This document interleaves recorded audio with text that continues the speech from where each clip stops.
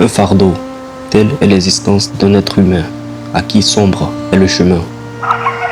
Un fardeau, telle est l'existence d'un artiste, qui erre dans les ténèbres. Un fardeau, tel est l'état de mon âme, enflammée d'une noirceur qu'elle ne peut contenir. Cette noirceur vient de blessures profondes et de peines de cœur. Cette noirceur vient de rires et de pleurs. Cette noirceur vient du doute et surtout de la peur. Parce que j'ai peur d'échouer, peur de tomber, même si je donne tout. Je donne tout juste pour prouver à celui qui m'a créé que je suis fait pour parler, pour créer, pour dire ma vérité. Mais souvent je me cache. Je me cache pour éviter les jugements, les critiques, les regards qui veulent me faire douter, me faire tomber.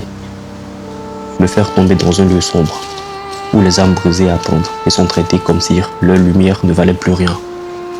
Un espace rempli de nuit, alors qu'au fond, ces âmes cherchent juste à retrouver leur équilibre. Et quand cet équilibre revient, une étincelle s'allume, un souffle se réveille et un nouveau dragon apparaît. Un dragon ne naît pas d'un coup, il se forge, écaille par écaille, épreuve par épreuve, souffle après souffle. Et lorsqu'il trouve enfin son centre, lorsqu'il harmonise la rage et la paix, l'ombre et la lumière, le feu et l'éclair, il atteint un seul nombre, 100.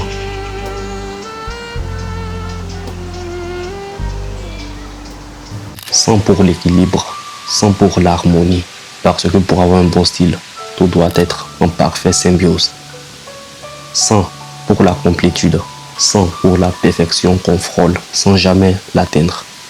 Parce que l'être humain ne peut pas être parfait, mais son style peut l'être. 100 pour l'acceptation, pour la confiance en soi. Parce que si tu ne crois pas en ton style, personne ne le fera à ta place. 100. Réunion des flammes jumelles, séparation des flammes jumelles, connexion des flammes jumelles, cercle brisé, cercle reformé. 100. Pour la sagesse, pour le besoin profond de se sentir bien dans sa peau, dans son esprit, dans son art. 100. Pour 100.